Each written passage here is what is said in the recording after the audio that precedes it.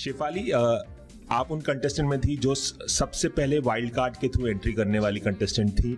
बहुत उम्मीदें थी आपको खुद से कितनी उम्मीदें थी कि आप कहाँ तक पहुँचेंगी, कितना अच्छा परफॉर्म करेंगे, और आपको क्या लगा था कि आप टॉप 3 में नहीं होंगे और पहले ही आपको बाहर आना पड़ेगा? मैं आपको एक बात बताना चाहूँ कि मैं जिस किस्म के इंसान हूँ, मैं बहुत ही प्राइवेट पर्सन हूँ। मैंने नहीं सोचा था कि मैं एक हफ्ते के ऊपर भी बिग बॉस घर में बिता पाऊँगी, क्योंकि इस बार का जो सीज़न है बहुत ही ज़्यादा टेढ़ा है और सारे ही प्लेयर्स बहुत तगड़े हैं। तो 3 महीने की जर्नी रही मेरी, बहुत ही लंबा समय है ये बिग बॉस घर में, considering the stress levels and the crisis in the house. खूबसूरत जर्नी डेफिनेटली रही है। किसी को नहीं अच्छा लगता एलिमिनेट होना, बट किसी न किसी को होना था। बस 2 ही हफ्ते बाकी है फिनाले पे, और मुझे मालूम था कि गेम अब बहुत ही अनप्रिडिक्टेबल होने वाली है। बस यही नहीं सोचा था कि मैं खुद एविक्ट हो जाऊंगी। आसिम के साथ आपके रिलेशन अच्छे नहीं दिखे हमें, काफ़ी एग्रेसिव आप नज़र आई। क्या कुछ कहना चाहेंगे? डू यू रिग्रेट आपने जो कुछ किया, जो कुछ हुआ, जिस तरह की लड़ाइयाँ हुई वहाँ पर? आसिम के साथ जब मैंने एंट्री की थी घर में, हमारी बहुत ही गहरी दोस्ती थी।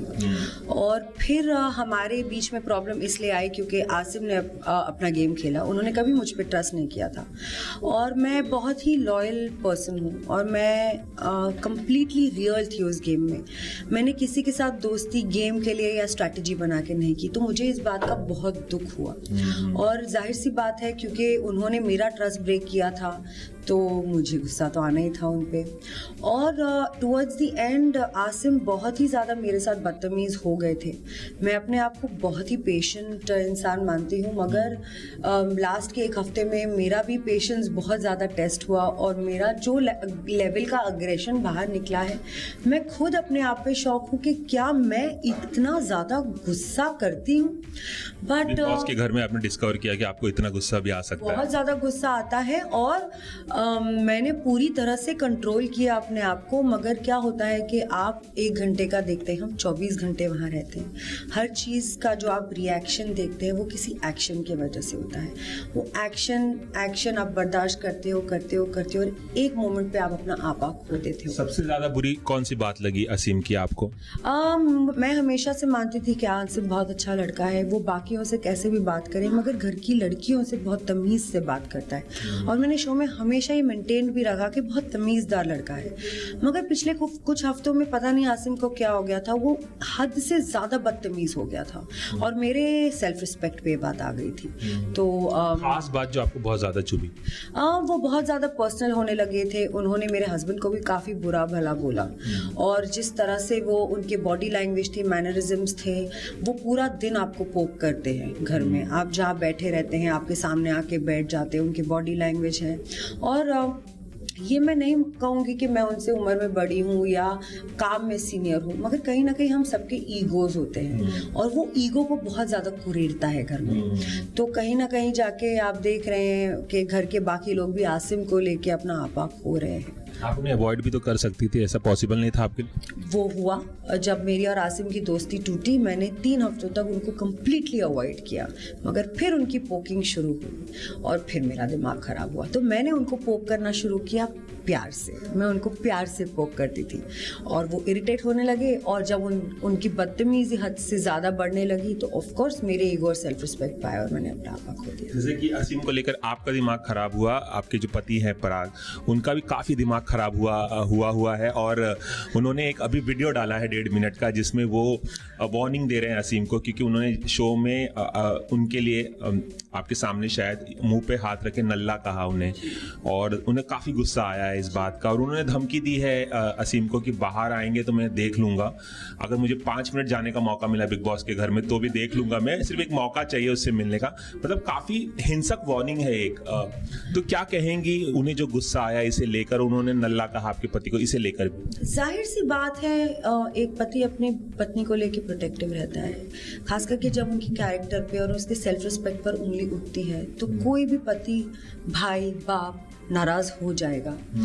पराग को इस बात का गुस्सा नहीं था कि उनको नल्ला बोला गया, उनको इस बात का गुस्सा था कि आसिम की बदतमीजियाँ मुझको लेके बहुत ज़्यादा बढ़ रही थी। और उसके बाद उन्होंने पराग को बोला, तो पराग, मैं तो कहती हूँ आसिम बहुत ही ज़्यादा बड़ा एहसान फरामोश है। वो इंसान जिसने उसको उसकी ज़िंदगी की सबसे बड़ी खुशी दी कि हिमांशी उनके लिए वेट कर रही है। मैंने भी आसिम को घर में बधाई दी इस बात की कि जो भी है हमारे बीच में झगड़ा है बट मैं आपके लिए खुश हूँ। इतना होने के बावजूद अगर आप सामने वाले इंसान का सेंटिमेंट नहीं समझ के बदतमीजी की हद क्रॉस कर रहे हो तो किसी भी इंसान को गुस्सा आ सकता है। लेकिन फिर भी आपको क्या लगता है कि पराग ने जिन शब्दों का इस्तेमाल किया, जिन लफ्ज़ों का इस्तेमाल किया है असीम के लिए कि बाहर आप मैं देख लूँगा या मुझे बिग बॉस के घर में आने का मौका मिला तो मैं देख लूँगा, सीधा सीधा वायलेंस की धमकी दे रहे, फिर भी आपको लगता है ये जायज़ है इस तरह की धमकी देना सरेआम, मतलब वो भी वीडियो बनाकर सोशल मीडिया पे डालना? वो उनका गुस्सा था। गुस्से में आप तो देख ही रहे हैं घर में क्या कुछ नहीं हो रहा है। जब आदमी अपना आपा खोता है मुंह से ऐसे शब्द निकलते हैं। मैं अपने हस्बैंड को बहुत अच्छे से जानती हूँ, वो बहुत ही सेंसिबल और लॉजिकल और मैच्योर इंसान है। अगर आसिम उनसे बदतमीजी से बात करेंगे तो उसका करारा जवाब डेफिनेटली देंगे, जैसे कि मैंने आसिम को दिया घर के अंदर। बस अभी आसिम के ऊपर है, घर के बाहर आके वो पराग से माफी मांगते हैं, अच्छे से बात करते हैं। आई डोंट आपको लगता है पराग माफ कर देंगे? उन्होंने माफी मांग ली। पराग का दिल बहुत बड़ा है, वो अगर आसिम माफी मांगेंगे तो जरूर माफ कर देंगे। अच्छा, एक इल्ज़ाम आप पर एक और है एक इल्ज़ाम कि बिग बॉस के घर में पहले आप असीम की दोस्त थी, बहुत अच्छी दोस्त थी, उनके ग्रुप में थी। एक ऐसा माना जाता है कि अलग अलग लोगों का ग्रुप है, तो असीम का एक ग्रुप था, फिर बाद में आप सिद्धार्थ के ग्रुप में चली गई। तो ये जो ट्रांजिशन है, ट्रांसफॉर्मेशन है आपका, ये कितना इंटेंशनल था गेम जीतने के लिए, और क्या आपके दिमाग में आया कि आपने असीम का साथ छोड़ा और सिद्धार्थ शुक्ला के ग्रुप में चली गई आप? आसिम जब मैं घर के अंदर आई थी, मैं, भाऊ और हिमांशी हमारा एक ग्रुप बना।